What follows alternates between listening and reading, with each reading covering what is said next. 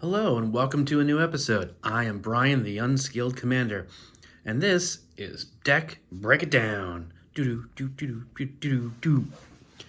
Yes, with the stupid sound effects and everything. So here we break down one of my decks into its components, and I try and give you a run through of what I was thinking when I built the deck, how I built it, and what the ideal is, and whether or not it's actually there or not.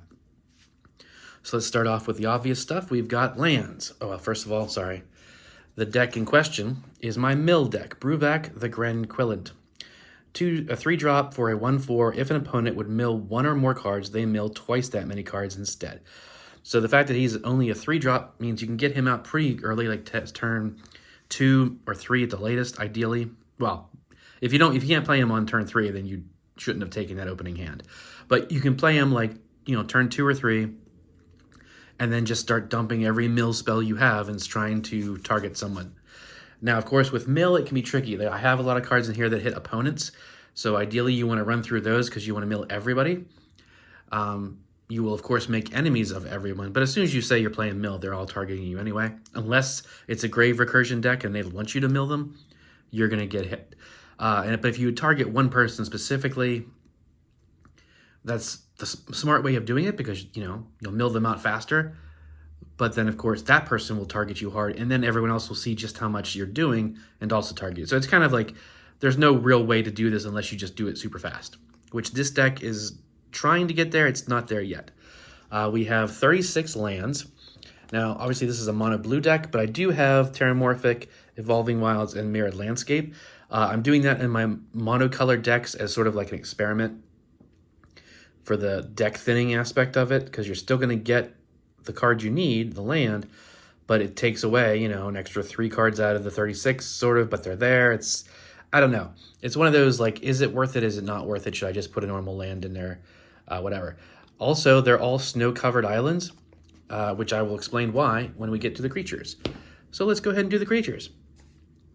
We have 16 creatures currently in the deck.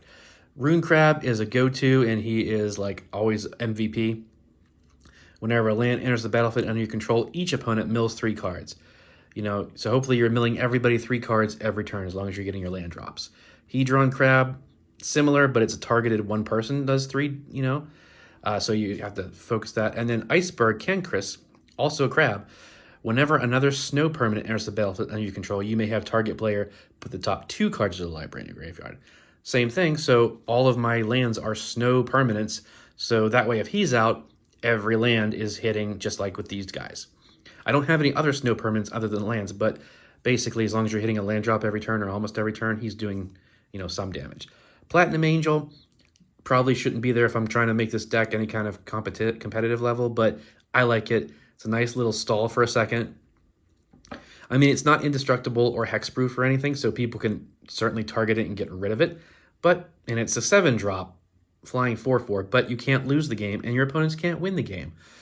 So I played that last game. I played Mill, and it stalled the game out. Not stalled it, but slowed it by like 2 turns before someone could blow it up, and gave me a chance to get a little further. Still didn't win, obviously, but Painter's Servant is in here because it makes you choose a color. Obviously, I'm going to choose blue, and all cards that aren't in play, spells and permanents on the are the chosen color in addition to.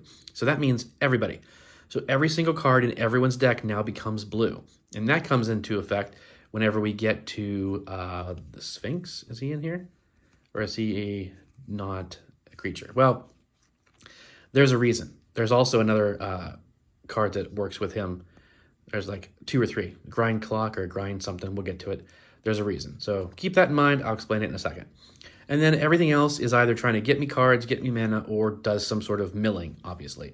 The creatures tend to be more about the card draw than the mill, because the mill is in all the other aspects. Here we have another little mini win con. We've got Thassa's Oracle. Whenever it enters the battlefield, you look at top X cards where X is your devotion to blue, put them blah, blah, blah. If X is greater than or equal to the number of cards in your library, you win the game. And then we've got Leveler. When Leveler comes into play, remove your library from the game. So it's a 5-drop and a 2. So if you've got 7 mana, and ideally more like 9 or 10 mana, so you can have like a counterspell in hand, you play Leveler, you get rid of you remove your library from the game, you drop Thassa's Oracle, even if she only counts herself as 2 pips for your devotion to blue, look at the top 2 cards of your library. Whoop, that number is greater than my library. I win the game. Sorry. Haven't ever had that happen, but that's a little mini win con that's in there just in case I draw to it. I don't have any tutors in here for that kind of thing because I like to just, it's ideal because the deck is supposed to mill. It's got nothing to do with that whole Thassa's Oracle thing. That's just in there. It's 2 measly cards out of 99, that I could stumble upon if I'm lucky, and I can win that way with no one even expecting it. Although if my friends watch this video, they'll expect it then. We got our instances, which are 12 of those. These are about a lot of draw spells and stuff like that, and then players milling cards. But again, so also the bulk of the instance are counter spells. I'm still not good at using counter spells, but because there's not many creatures and you definitely need to protect Bruvac, I have those counter spells in there in the hopes that, if I'm not drawing my mill spells, I can at least keep him on the battlefield long enough till I do get them. Next up, sorceries. We've got 14. Here's where we really start to hit the power cards of the deck. Maddening Cacophony, also a beautiful full art here. It's a 2-drop. Each opponent mills 8 cards. With Bruvac out, that would be 16 cards. In and of itself, that's amazing. But if you can pay its kicker cost, so 3, 4, 5, 6, if you can pay 6 mana and maybe have some extra left over for a counterspell when someone tries to stop it, if it was kicked, instead each opponent mills half their library rounded up. Well, with Bruvac, that just means their entire library because it's rounded up. So if they have, 61 cards in their deck, you round it up, so they would have to mill 31 cards, and then Bruvac hits and they mill another 31 cards, so they essentially doubled the Maddening Cacophony, and then you just go, yep, I passed the turn, and everybody loses the game in succession because they can't draw any spells. Similar with Traumatize. This one's rounded down, so they could still luck out and still have 1 card left, and it could be a card that could beat you. So maybe if you have something on the field that allows you to mill one last time, you do this first, which I've just been, a friend informed me, oh yeah, I didn't even realize to play it that way. But the idea is to play a big spell or whatever, and then see if your instances or other triggers to see where the fallout is. Oh, you still got 2 cards left in your library? Cool, I'm going to tap this, grind clock or whatever it is. I'm just using the grind clock because I remember the name. But this thing triggers and makes you draw, mill 2. Oh, now you're dead, whatever. Fractured Sanity. Each opponent mills 14, but with him out, obviously that's going to be up to 28, so that's a big chunk of the deck. Target player mills half their library, rounded down. So for cut your losses. So again, now they're big cost spells, but they're big payoffs. And then you've got a bunch of little ones where it's X's or just smaller, mill amounts. Then we've got our enchantments, which are 6. These are these are more about when I draw a card, also milling. So we've got, you draw a card for Psychic Corrosion, target, or each opponent mills. Court of Cunning, it's about milling. Teferi's Tutelage, whenever you draw a card, target opponent mills 2. So if nothing else, you're drawing cards on your upkeep, so one person is milling 4 total off of your 1 card draw. But again, there's a lot of card draw spells in here, which you need, so hopefully you're able to trigger that more. Propaganda, just to buy yourself a little time. Sphinx's Tutelage. This is one of the ones that ties into the Painter's Servant. Whenever you draw a card, target opponent puts the top 2 cards of their library into their graveyard. If they're both non-land cards that share a color, repeat this process. So with your commander out, now they take the top 4 cards, mill them, and if any of those 2 of those 4 cards share a color, they do it again, and they keep doing that. And it's triggered every time you draw a card. Well, with Painter's Lever on the field, you choose blue, everybody's cards are blue, including your own. All 4 cards are now blue no matter what they are. Even if they're lands, they count as blue now. They just mill their entire deck out. So that's a really fun way to do that. And then if you have enough mana, because you saw it cost mana to do it, you pay the 4. So I draw a card. You over there, you do the trigger, but you're dead. Oh, I have enough to do one more time. You over there, you're dead too. And finally, we have our artifacts, which we have 15 artifacts. These, of course, have your main split because, right, bulk of them are your mana fixing, mana ramp. So we've got Gilded Lotus, Signet, Soul Ring, Command Sphere, blah, blah, blah. Well, these aren't ones, but you get that chunk in there. But we got Mind Crank. Whenever an opponent loses life, that player puts that many cards from their library, they mill. So you got Mind Crank out. Even if they're attacking you, that's bad. But if they're attacking each other, they're just helping mill each other out.